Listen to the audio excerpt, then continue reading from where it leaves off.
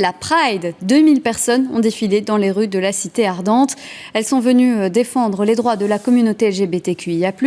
C'était la première édition du genre, une fête qui se veut la petite sœur de celle déjà bien connue à Bruxelles et Anvers. François Roideau, Pierre Delot et Benjamin Vorporten sont allés à la rencontre des participants. En musique, sous les drapeaux arc-en-ciel, une foule fière défile et défend les droits de la communauté LGBTQIA+. Ce que je trouve chouette, c'est des mouvements comme ici, où on se sent vraiment un peu comme chez nous. Et je trouve que tout ça devient, on se sent un peu plus libre et ça fait plaisir. Nous avons des libertés d'expression ici, de s'aimer, de tomber amoureux avec ce qu'on veut. Et il faut lutter pour ça. Tous sont là pour réclamer une société plus inclusive, plus solidaire, plus ouverte. À commencer par cette maman, venue soutenir son fils. J'aimerais vraiment qu'on puisse avoir beaucoup plus de bienveillance envers eux, oui. Donc je suis présente pour les soutenir un maximum.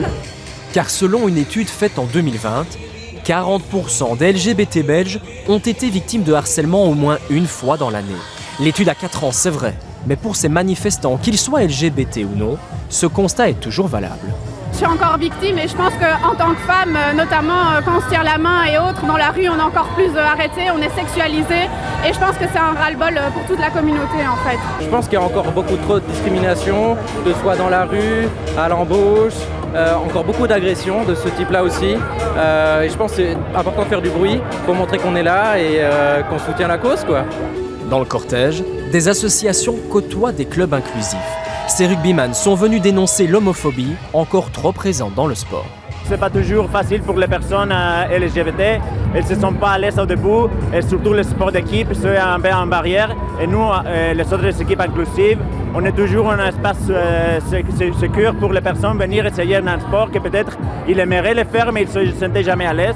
Et comme ça, ils viennent, ils essayent avec nous. Les choses évoluent, c'est vrai, la situation s'améliore, mais il y a encore du travail. Ces 2000 personnes sont venues le rappeler en musique, au cœur de la cité ardente.